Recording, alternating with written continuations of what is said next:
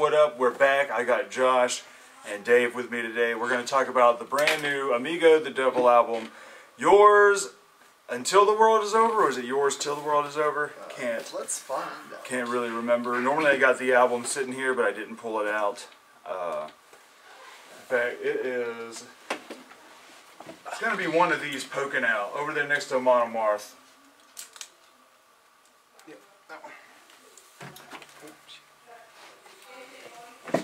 Until, all right, Yours Until the World Is War Is Over.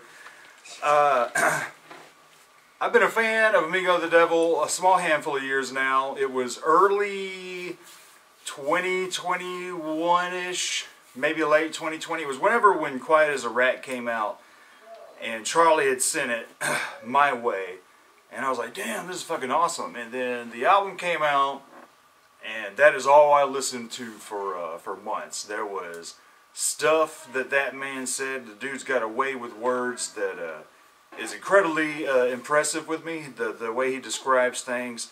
And there were things he said on that album that I didn't know that I needed to hear. You know, it was the most depressing, mean-spirited, dark, humorous, and hopeful album that I didn't know I needed at the time, and still do. So we're here with the new one. How did you get into Amigo? You. Yeah? Yeah, no, I didn't hear him until you told me about him. And then I didn't really jump on Amigo for a good minute until like a year ago, maybe a year and a half. Probably around the time like we started checking out Abe Partridge and shit. Yeah, well, no, a little bit. Yeah, probably around that time. But yeah, at first I didn't really care, but then I kind of sat down and gave him actually a good listen. Mm-hmm. And yeah, no, I enjoyed all of his. I mean, I like all his albums now. I think this one, the new album, was really like I really gave that one a strong listen, and lyrically, I mean, I love it. Yeah. It's an amazing album, and like all his albums, like I said, but there are some songs on his older albums I didn't care for. But this album, there's not a song I don't like. Damn. So what about you? How did you? Was it when I told you to listen to this album, or? Yeah. So what are your thoughts on this album? You were talking about it with me last week. Yeah, it's okay. It ain't my thing. So I mean, it makes me just want to listen to something like That Handsome Devil or Necromantics, other things like that. It's the bluegrassy kind of thing. It's not my jam. It's not my jammy jam. I mean, it's alright. It was pretty cool. You don't want to die in a Texaco gas station. Yeah. That was pretty good. I liked a lot funny. of like how he did certain things. Now, Man. it did want me like knowing why isn't there a part 2? Like, is there another album or he did it on purpose? I have a theory on that. I guess we should go. Are we gonna go like from start to finish? Yeah, I have some notes because there are certain things that I noticed about this album that.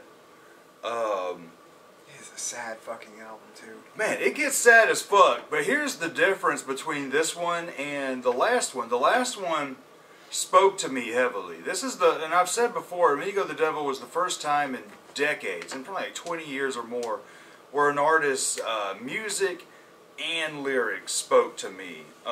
For the past 20 years, after I left my teenage years, it's mostly been me paying attention to music, because I am a relatively happy person. And so I'm not paying attention to lyrics most of the time unless I hear a cool line or no. So it was mostly the music that drove me. But this is the first time that an artist's music and lyrics spoke to me at the same time in a long time. And it's also because I'm heavy into that murder folk and folk punk kind of shit, and the other little places where it branches off, like the punk cabaret stuff and all that. So like, this fits right in with the shit that I like. In this album, you know, a lot of people brought up Tom Waits. There are Tom Waits vibes in some of his vocal cadence, definitely.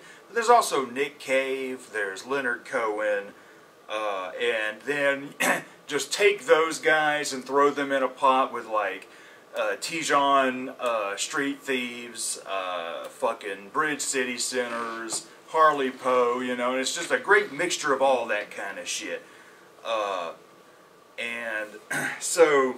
He tells such a good story. Yeah, man, his Every storytelling. song is just such a good storytelling. Especially the crime stories, like especially on this one. Like I was about to say, this one didn't have any lyrics that like hit me, where I was like, oh man, that like shit. that made me want to tear up. But there are a few songs where I'm like, that would make me tear up, but I can't relate. But there are lyrics that hit me where I was like, oh man, that was one cool fucking way to say that. So the album starts off with Hanging by the Roots. What a great fucking opener. It sets the tone. It's just a few stories that end in tragedy, and has the electric westerny guitar. There's a lot of Tom Waits vibes in that. And then you get the track It's All Gone. That's the one that really has the bigger Tom Waits vibes when he's doing the It's All Gone. You know, you really get the Tom Waits vocals on there. Yeah, and it's like Hell Broke Loose. It also reminds me of Clap Hands. It reminds me of God's Away on Business. Misery is the River of the World. I sent Dave a few Tom Waits tracks, and Dave was like, Tom Waits is a fucking Disney character. He really is, like, or at least those songs that you send me. I'm just like, I was like, this is like, even Tanya, my wife gave it a listen, and she was like, this reminds her of what did I say? What's his name? Danny Elfman. Danny Elfman a lot. And I'm just like, yeah, I could kind of, like, and that's what it reminded me of too, a little bit, but like, I was like, this is a fucking Disney character from like the 70s. Like, that's what it sounded like to me. I love like, the music too, with the little, I call it like a bony skeleton. Right, but I mean, I'm not much into that stuff. I mean, it was a little bit much for me. I'm like, this is, if I was 12, this would be great. But I'm 38 and it's fucking great. Oh, well, two different people. Yeah, it was a tough one for me. I could not get into that. I was like, I'm not a Tom Waits fan. But so how do you feel about this song in particular, though? It's All Gone, like... I mean, I'm trying to remember the lyrics on it. I liked it a lot. Like, I liked how he was, because I don't think he's been rough on his vocals. Like, yeah. In a lot of, and I'm trying to remember back, like, through the other two albums that or is it 2, 3? Roughly 3. This is technically his third full length. Right. And then he had like an EP or something. Mm-hmm. Yeah. So through his 2 other albums or whatever that I listened to, I don't remember him ever like even giving a kind of like a gruffness to any of his stuff, and I love it. Yeah, like I was like, oh, okay. Like it caught me off guard at first because I thought it was gonna be his normal stuff as usual, but I was like, okay, like he's getting a little more like. God, and he's just kind of growling a little bit without giving it like. And I was like, okay, as a metalhead, that sounds cool. Yeah. You know, and then lyrically, I liked it. I think it's funny because how he has like these dark like lyrics to like this kind of upbeat style of a song. Because it was a little bit more upbeat than the previous song. Like going into it, it kind of just jumped up a little bit. Like the tempo kind of came in a little better. But yeah, no, I think farther into is when I really dove like hard into the songs. But I like this one. It wasn't like my favorite song on there, but it definitely was a good one. And then Hanging by the Roots. The Roots was, I liked that one a lot. Like that one was really cool. I liked how like just how he flowed differently into different directions. Yeah, just a few different stories that just end horribly. Yeah, I was just like, dang. Like, I mean, it's hard. Some of the stuff's just like, but like once I hit it, I'm going to the next song. I'm going to heaven. I'm going to heaven. I love that. Phenomenal. Like, it is great. Like he's just like, he's just like tripping the entire time. It's just a trip. It starts off and you think basically dude's girlfriend or woman or whatever is murdered. The guy that murders her kills himself, and so the husband, boyfriend, or whatever Huh? I didn't catch that. Yeah. That part So the husband, boyfriend, whatever, goes back home, takes a lot of fucking ketamine, and then kills himself because that's the only way he can get back to the killer. And so he goes to hell and he meets the devil. The devil's like, well, the dude you're looking for ain't here. He's up in heaven. So fucking, he makes a deal with the devil. The devil shoots him up to heaven. He goes to heaven. He starts a lot of shit. And he starts saying, you know, I'm going to fucking, you know, just start killing motherfuckers up here if you don't give me this guy. And then basically God tells him, dude, you're fucking having a ketamine dream. And then he wakes up with his woman waking him up saying, hey, you're dreaming, da-da-da-da-da. What I put the mean in ketamine. I enjoyed this song because it got better the more I listened to it too. Dude, yeah, like the first time I was kind of like, that yeah, there's whatever. so much going on that you miss out on a lot of it. Right. And the Let's more get you out of listen, that. I love the chorus part where they're like, knocking on heaven's door. Yeah. So I was just like, yes. that's awesome. what I'm about to say. This album has a whole lot of references to other songs strewn throughout this whole album, and this song has a few of them. There's a bit where when he makes the deal with the devil, he says, I can't wait to knock, knock, knock down heaven's door. You have that. Then he says, like a bat out of hell, I went up the stairs of a song we're not going to mention. I love the way he fucking said that, too. Yeah, I mean, that song was like, like I said, it got better the more I listened to it. The first time I was kind of like, the first time I listened to the album, I was kind of going, okay, all right, cool. Yeah. And then I heard it a second time, I really focused on it, and I was like, all right, that's a really cool line. But yeah, I'm Going to Heaven was definitely one that But you're right about that. I enjoyed it more and more every time I listened down to this. heaven's door. Yeah, I love that. I was just like, this is great. And then he's like, let's get you out of that hole. And I was like, what? And then I finally paid attention enough, like, again, to the story behind it. Like I said, I didn't catch the part about him killing himself. I knew it was a trip, but I didn't realize like I didn't catch the lyric or anything that pointed towards his girlfriend killing herself or something. Yeah, the girlfriend gets murdered, murderer kills himself, boyfriend kills himself. I'm gonna have to go back and listen to that now, just so I can catch that part and be like, oh, okay. I thought he was, honestly, the entire song, I thought he had it out for God, and he was gonna, like, that's what I thought, because I missed that part about him going after somebody who murdered his girlfriend.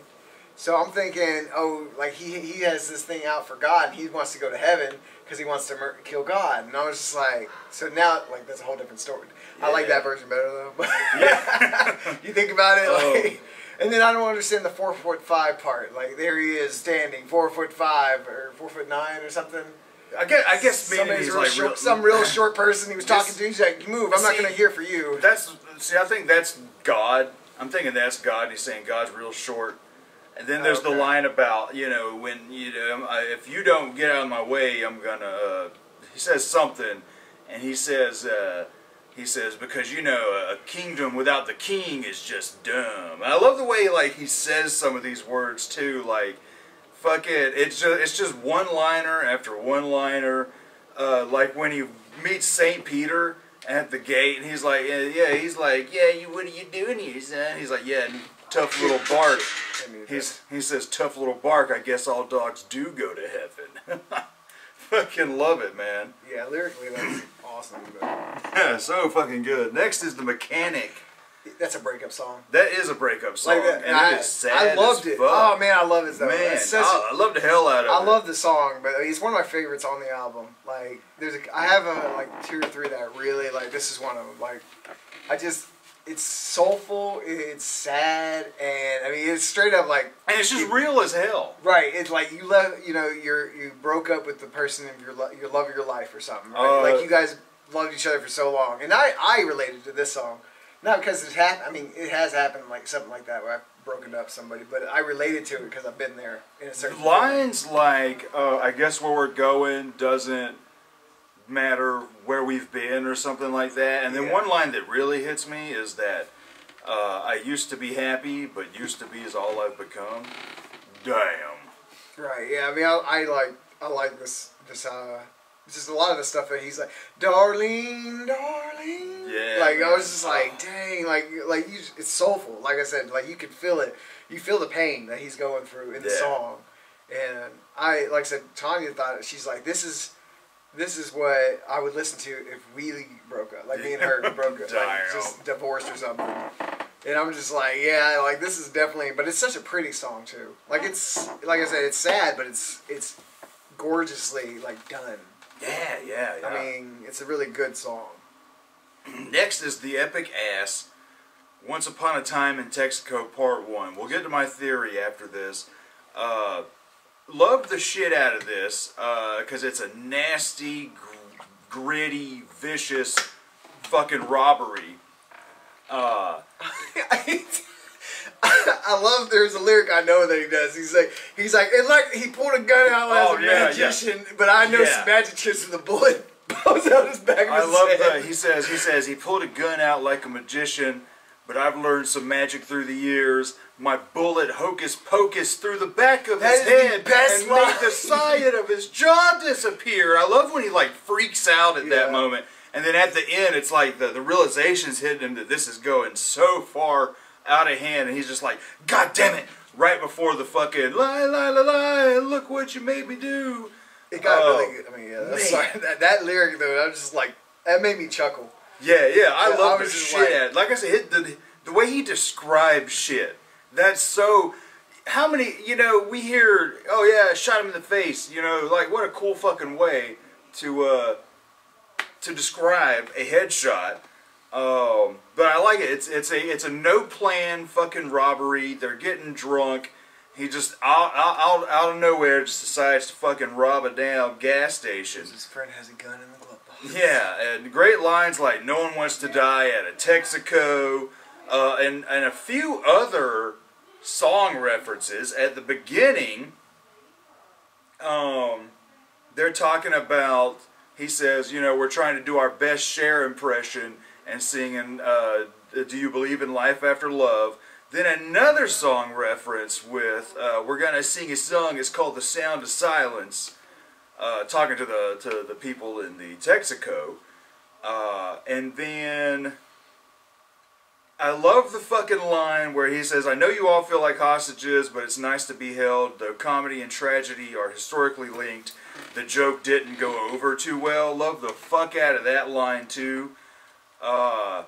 And then another great line is when he says, they're like, please let us go. He's like, the next thing you do decides the version of you your family will get to see next. Yeah, that's a good line. Yeah. Man, like, such a good... so fucking good. And you feel like you're there. That's another thing I like about it. You can picture it. Yes, you can picture every fucking bit of this, just man. This crazy dude in a fucking, like, hockey mask or something. Or not hockey. Well, probably not even wearing a mask. Or pantyhose at the most. Something, yeah. There is something. Like, I imagined it. For some reason, right, because I've seen, obviously videos in Amigo, what's his real name? Danny something. Yeah, but he reminds me so much of, what's his name, what is that movie? The two Irish dudes, or Scottish dudes, or whatever. You talking about Boondock Saints? Yeah, like, what's his name, the friend? Rocco? He looks kind of like him, that's what he reminds me of. Like, that's what I pictured is no, not Rocco was in the second one, right? No, Rocco was in the first one. The one that died. Mm-hmm. Yeah. So yeah, the Boondock Saints or whatever, but Rocco on like that's what I pictured though for some reason. Like my head was this dude in a trench coat with a ski mask. Because there was a scene in that movie too where he was in a ski mask, and that's what I pictured in my head. Yeah, just a real dumb motherfucker. I get it. I totally feel that. And Amigo kind of does similar. It has like features long hair, beard, and all that stuff. It feels like this this song. The story in this song could be a scene in a Coen Brothers movie. You know what I mean? Right. Like, so fucking cool. But then here's my theory. It's called Part 1. A lot of people, I've actually seen, I'm on this Amigo The Devil Fellowship Facebook group, and some people have mentioned, where's the Part 2? Where's the Part 2? And me, I think, this is just a theory. Who knows? Perhaps Part 2 might be on another album coming later, but that'd be great. the way this song, it ends with him saying, and then it hit me, and then it goes, the barrel immediately, yeah, segues into barrel, and Staghorn. Like a car wreck or something. Yeah. I'm thinking that could be a car wreck. Beryl and Staghorn is the aftermath. So that very well could be your part 2 because it's just an instrumental with lots of crazy. People screaming, the cops call or something. 911 dispatcher calls and shit, and like you don't really know what they're saying. You can only you catch a few words here and there, from it, and you're like that's what I thought too. I was like, I kind of caught that, and I was like, maybe that was kind of, but yeah. And they're making it like he's like, yeah, there would have been a part 2 if I didn't die. You know, there would have been Once Upon a Time in Mexico. Yeah, boom, there you go. Because he was headed to Mexico, so and this obviously Once Upon a Time in Mexico, same, the movie. True that. So it could have been like that. He's like 120 miles from Mexico. Yeah. And I was like, yeah, maybe that's what it was. Yeah, really cool instrumental though. I love the folky jam. Good fucking shit, man. How about you on that song? I know you and I were talking about it. That's about what I can remember. I really didn't have much. I've never really had enough time to really listen to it to where I can listen to the lyric, pay attention. I just remember key parts like about the gun and the magic trick and Texaco standing out. Yeah. Next is Agnes. I like the shit out of this. This is another one that has Tom Waitsy vibes, but it's a really cool short track. I love the haunting choir. The choir bits. Oh, I'm here when you need me. It was a chill song. Like I think it slowed it down a little bit, but then it led into. And then the way it rolls into Cannibal It's like an Within. intro. Yeah, it feels like one of those prequel songs to another song kind of thing, like a lot of bands do. Yeah, because it segues into Cannibal Within so well. In Cannibal Within, I love the That's my favorite vibraphone at the beginning. I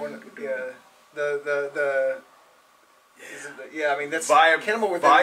Vibraphone. Just, I guess the glassy xylophone. Yeah. I enjoyed this one a lot. So good, man. So good. Is this? I think it's about addiction, for the most part, right? And suicide. Another song that has a reference to another song, and which is another great fucking line on this album, is he says, turns out I'm depressed, but I have a solution for that. Turn up the radio and cock it back.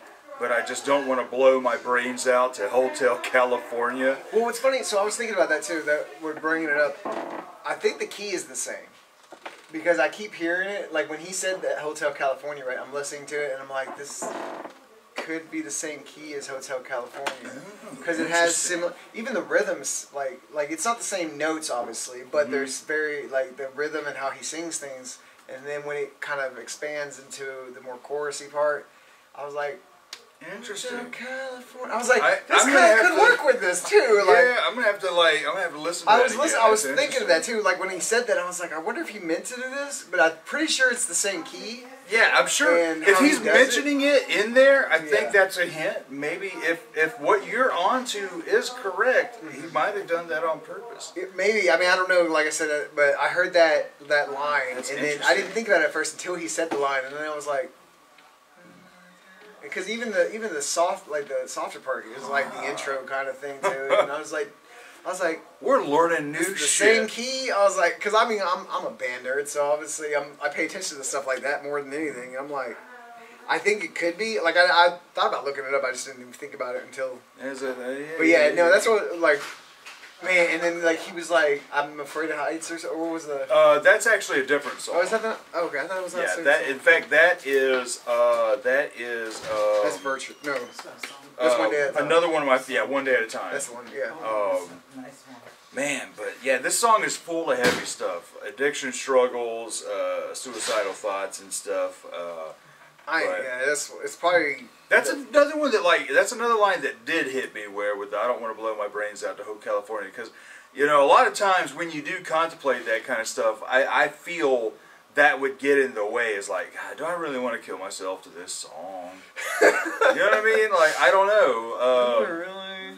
I mean, You know. But it has also like a it's not like heavy metal electric, but Yeah. there's a heavy metal kind of vibe to it without being heavy metal. Yeah, exactly. When I say heavy, heavy doesn't always have to be metal. This is like heavy. But it could be a metal song. Like that's what I'm saying. Like yeah. How the lyrics are pretty. The lyrics are pretty fucking metal. And then just how it's written out. I was thinking about that. I was like, throw some distortion on it. It could be like this. I was like, this is something that is probably like the heaviest song when it comes to like how he like brings out his vocals and how he leads into certain parts of it. I think that was like, okay, there's a certain format to it that seems, like I said, heavy metal. Yeah. Because I say heavy as in it's more heavy subject matter. Like the subject matter is like, man, that's some heavy shit. You know what I mean? Like, kind of like a Marty McFly idea of heavy, if you will. Man, good song. Next is another tearjerker. Saddest fucking song I have heard. And this is the one that hit me, right? The Garden of Leaving. The fucking saddest fucking song. Like, it is about a stillborn child lost, going home from that.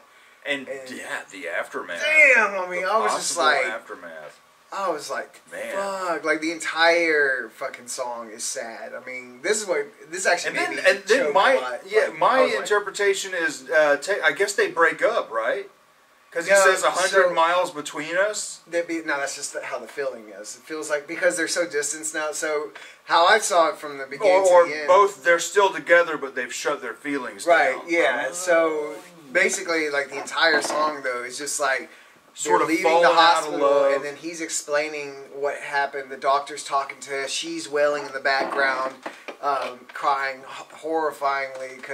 And then one of the lines that really, you came into this world and then leaving it. Yeah, you came into this world the same time you would leave it. Yeah, and I'm just like, fuck. That's when I knew it was about it was just about birth, and the baby died at birth, right? And then I'm just like, and then there's a car seat, and he's like, there's nothing there. Empty car seat. I was like, oh my god. The only thing that just sits in it is a feeling. And think about that too. The car ride home has got to be the most saddening drive home ever. You're both in there and it's silence, you know. And then the line that he said that he's like, we get to a home that we built together. It doesn't feel what was it?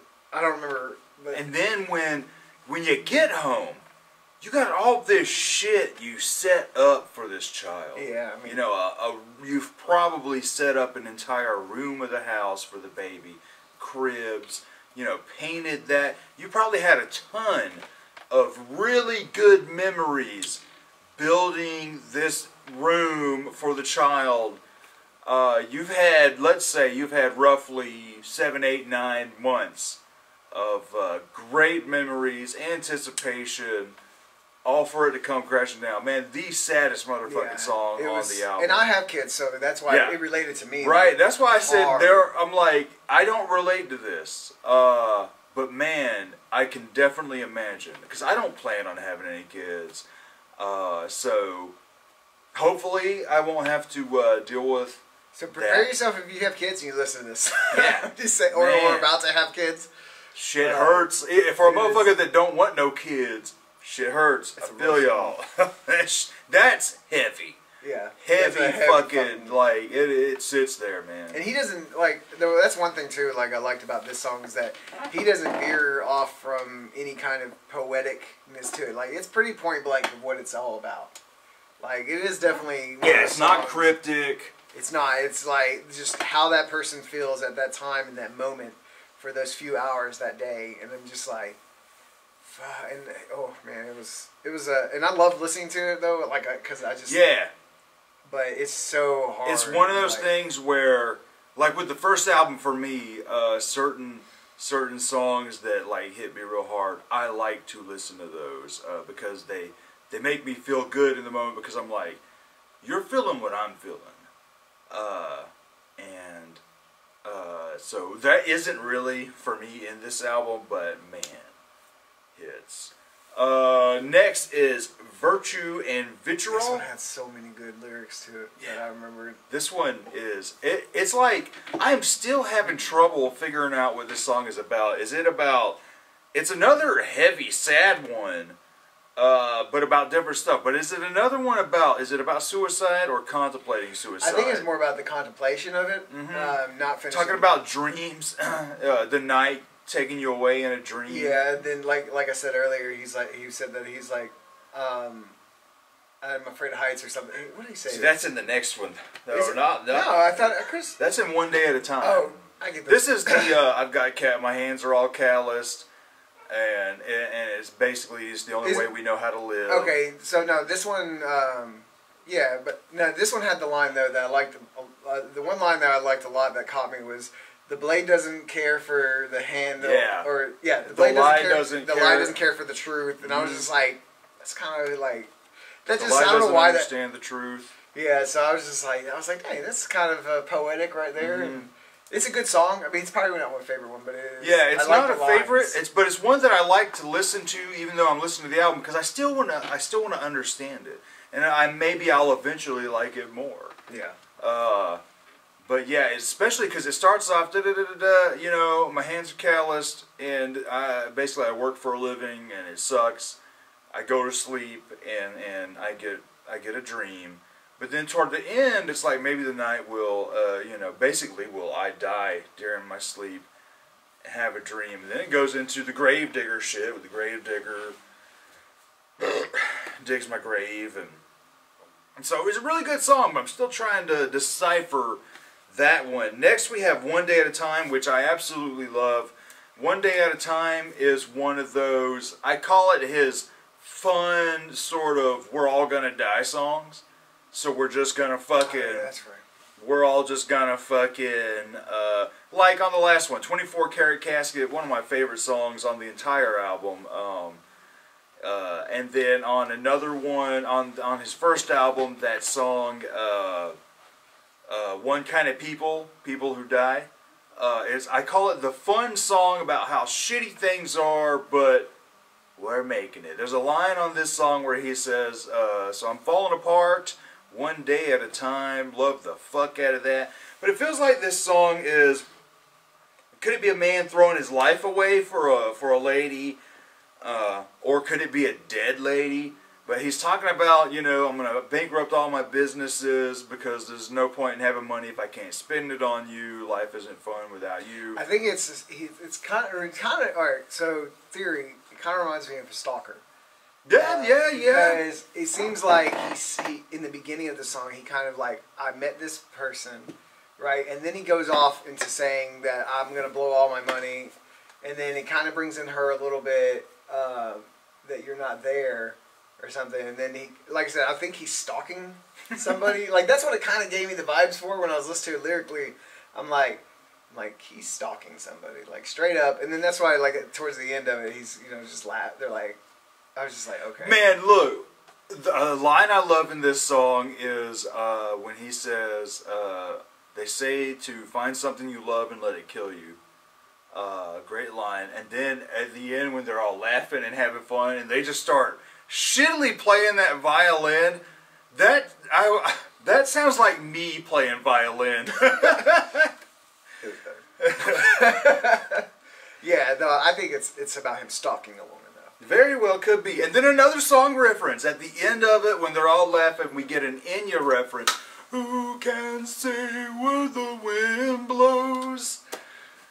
Enya reference. There's a lot of references to other songs strewn throughout this album. I don't know if it's intentional. I don't know if it's accidental, but I just noticed it. You know, a lot of songs throw down references to other songs. Next is Stray Dog, probably the most rockin' song on the album. Yeah, I didn't. This is probably my least favorite song. Really? Yeah, I mean, like I said, I like it, but out of all of them, I don't want to go back to it. Yeah, it's one that I love the shit out of it.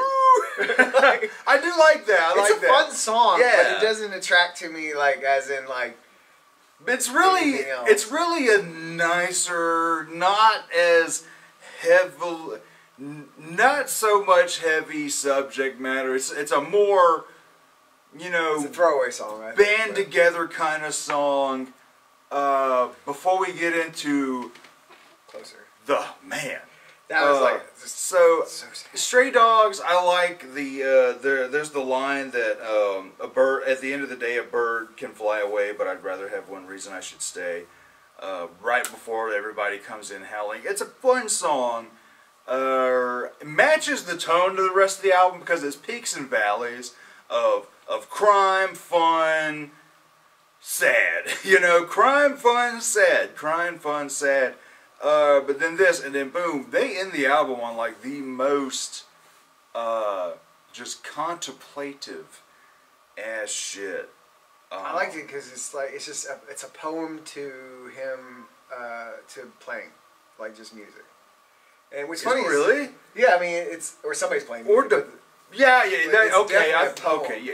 It's a poem. I thought you meant it's a poem about him playing music. No. I mean it's a poem. Yeah, good fucking with little folky just jam in the background. It's a sad, Man, like it's a sad, incredible. so sad. But I mean, like Just that's the thing that hit me the most was I'm listening to that and I'm like, man, I feel. it's a good way to end the album. Though, Yeah, too. I'm like, I feel all of this, and I wasn't ready to feel all of this, man. Yeah, what's funny is like it was just such. I was listening to it. And I was like, I kind of did a song recently. Yeah, it's like. And I didn't hear this song to it. Right? Like, I was Yeah, just it like, I reminded did something me very similar to this, like of the a intro month to ago. your album you're dropping. And Right. Yeah, that's what it reminded me of. I was like, Dave, damn, Dave is channeling because But I I even didn't told hear you the I was song. like that. I was like, your little intro is fucking really good, and I'm like, damn, this thing right here. I was like, this reminds me a lot of Dave's little intro he made. I was like, this is some because you had some heavy shit on yours, and there's some heavy shit on this. And like I said, I wasn't ready to feel that. Overall, though, yeah, I'm very happy with the album, though. I mean, it's such a good album. All the way through, every minute, I love it. I have killed it. I've either listened to it once or multiple times a day since it dropped. Today is the 2nd of March. Definitely, I hate to say so early in the year, a massive contender for album of the year. But right now, I mean, like, let's face it. There's a lot coming out this year, too, though. That I don't really know yet. There's a few that I know. I mean, there's always a lot coming out.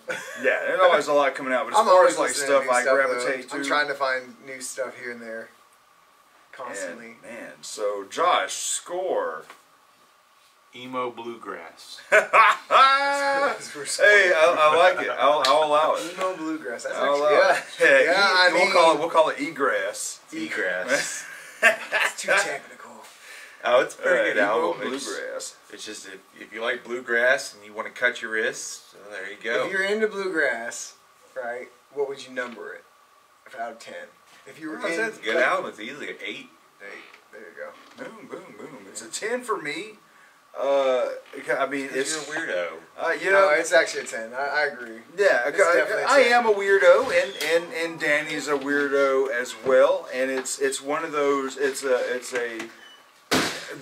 What I like about his writing is it's very cathartic, because I think he's dealing with some serious shit. And he has a good voice. Yeah, he's got a great voice. He plays fantastically. The band that in fact, I believe his sister's on here too. She dropped an EP about 2 years ago called Catacombs.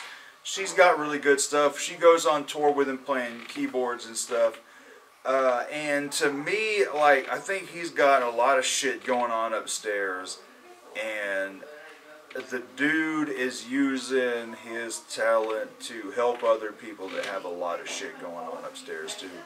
And like I said, I am a fairly happy person. Like, I can't, as far as like my music goes, I can't write love songs. I can't write serious songs because that's not what I want to say. But when, I don't know, but I got a lot of shit going on upstairs, and like I said, Happy people listen to dark shit because they want to feel it. Yeah. It lets you realize. I don't want to be cliche and say it opens a door that you're not used to. exactly. There you go. It opens I'm the the same door. way. But I mean, Yeah. I like writing dark shit too. But stuff that feels heavy because I don't really express it. So Yeah. I express it in my music. Yeah. And whether it's metal, rap, or whatever, it's just how I enjoy writing it. Which is another reason why we kind of do our compilation albums these past couple years. Yeah. Is because like our main solo stuff is different, but the shit we throw down on these compilations allows us to do more silly stuff. Just have fun with it. And like, we can be as dark as we want and just stupid. Yeah, and not be, not have to be in the serious part of our brain. Exactly. And but yeah, I think you really hit it on the head with for people like us who are relatively happy, it opens up a door to allow us to feel a certain way. Like, yeah, because I could use a good cry every once in a while, And like I said with the last Amigo album, that shit I didn't know I needed to release. And it was nice, and now I can hear those songs again and be like, man, and still even tear up on some of them, like when he says, I don't want to wake up but nobody knows it. Man, fuck, bro, I feel this 100%. But like I said, I'm a fairly happy person. Didn't know I needed to hear this shit. Right. Fuck, and you said a 10, huh? Yeah, it's definitely a 10. Like I said, I believe that, like I said, Stray Dog was probably the weakest song to me because of just how the rest of the album went. I think it was just kind of... It fits the vibe, but it doesn't... It doesn't... It doesn't fit the tone. Right, and I think that, like, it was... it's a good song, but for me, it was, like I said, that's probably the weakest song. If that's the weakest song, then, yeah, I mean, the entire album... For it to be the weakest song, it is not even... nowhere near a bad song. Right. Yeah. No. I mean, it's enjoyable to listen to. It's just like I like to see. I'm glad it's closer to the end of the album. Yeah, I would have been. It would have threw off the vibe. I think. Yeah. If it was like towards like third or fourth song, it probably would have been like, this makes no sense to. Yeah. Because if it was, with it being right before. In fact, its placement is pretty perfect because the song before it's really fun, but also kind of twisted. And then it just ends on a sad note. And that's the one with the lyric that you like with the what is it? I touch all the stars, but I'm afraid of heights to even try. Yeah, I can't remember, like, because I think that's him. Because he was talking about in that song of how he would do it, like kill himself, right? So that one, I think before that he was talking about I'm not going to blow my brains out or something, or shoot myself, or something like that. And then the next part of that lyric was that one where he's like, I'm not going to jump to my death because I'm afraid of heights or something like that. Basically, that's how I heard it. Like, he's like, I'm not going to jump to my death because I'm afraid of heights. And I love the line about I'm at Applebee's blacking out. But yeah, so like a more twisted fun song, and then we get a nice fun song, and then slap us all in the heart with Closer.